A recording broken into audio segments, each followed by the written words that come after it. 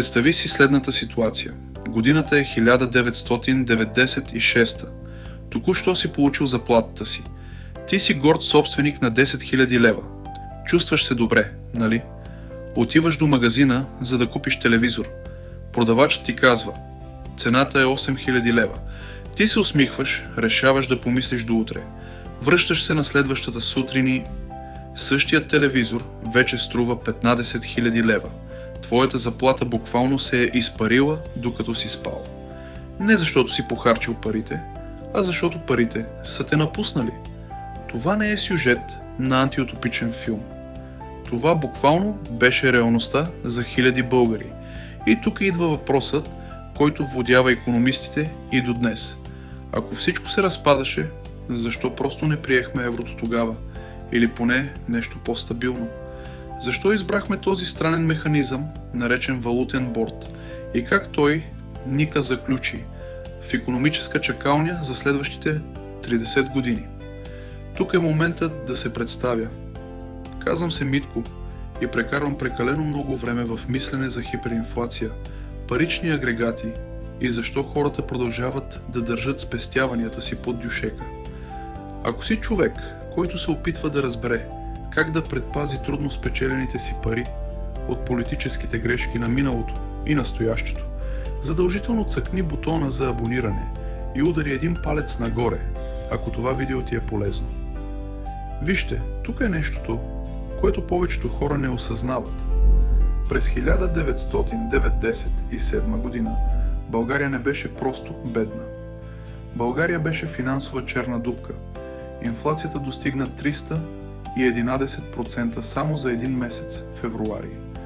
Математиката е проста и брутална. Ако хлябът е струвал 1 лев в началото на месеца, в края му е 4 лева. През цялата 1997 година общата инфлация беше над 1000%. Повечето хора вярват, че парите имат стойност, защото са подкрепени с злато. Това е мит. Парите имат стойност само заради едно единствено нещо – доверието. През 1997 доверието в българския лев беше по-ниско от доверието в имейл от нигерийски принц. Сега може би си мислите: Митко, защо не приехме еврото веднага? Ето е уловката. Еврото като физическа валута дори не съществуваше тогава. То беше въведено едва през 1999 година за безналични плащания и през 2002 година за кеш. Ние бяхме в епицентъра на пожара, а пожарната кола, еврозоната, все още се сглобяваше в завода. И така, какво правиш, когато собствената ти валута е токсична? Правиш това, което прави всеки умен инвеститор. Закачаш се за най-силния в стаята.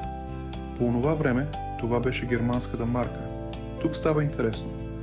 На 1 юли 1997 година въведохме валутния борд. Математиката беше фиксирана. 1000 лева равно на една германска марка.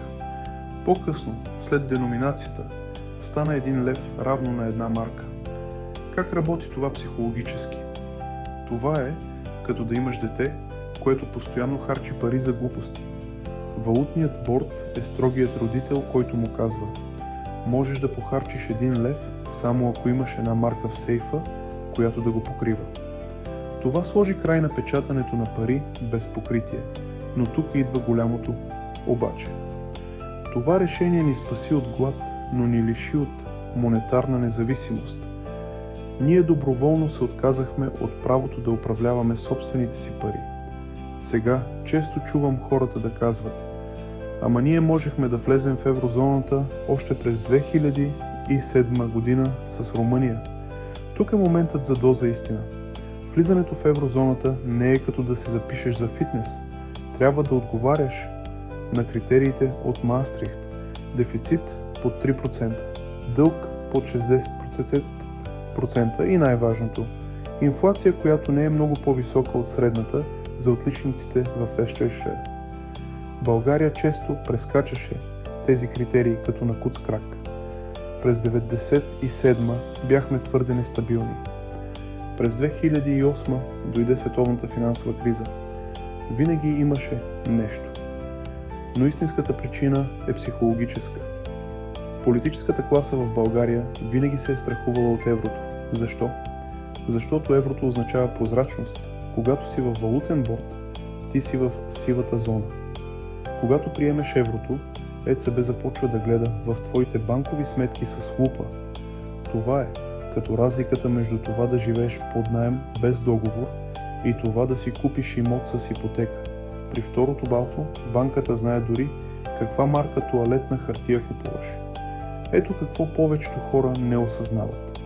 Ние плащаме цената на това, че сме между два стола вече 27 години. Ние сме в валутен борд, което означава, че левът е евро през марката, но без предимствата на еврото. Ние нямаме глас в ЕЦБ. Нашите банки плащат по-високи лихви за преводи. Бизнесът ни губи милиони всяка година от превалутиране. Това е все едно да караш кола с ръчна спирачка, която е дръпната до половината. Можеш да се движиш, но хабиш много повече гориво. Сега, може би си мислиш: окей, Митко, това е история. Какво ме топли мен днес? Ето горчивата истина. Валутният борд е стабилен, докато имаме резерви, но светът се променя. Ето 3 стъпки, които трябва да предприемеш сега. Спри да мислиш в левове за дългосрочни цели. Ако спестяваш за пенсия или за имоти, твоят еталон трябва да е евро или долар. Левът е просто купон за пазаруване в локалния магазин, фиксиран към нещо по-голямо. Разбери инфлацията. Ако държиш пари в банката при 0, и 0,1% лихви, а инфлацията е 5%, ти губиш пари. Не си сигурен. Ти си сигурно губещ. Образовай се за чакалнята. България в момента е там. Това е последният тест. Историята на 1997 година е урок по смирение. Тя ни научи, че парите са крехки. Причината да не приемем еврото тогава беше техническа, но причината да не го приемем толкова дълго след това е политическа и психологическа. Не чакай държавата да оправи финансите ти.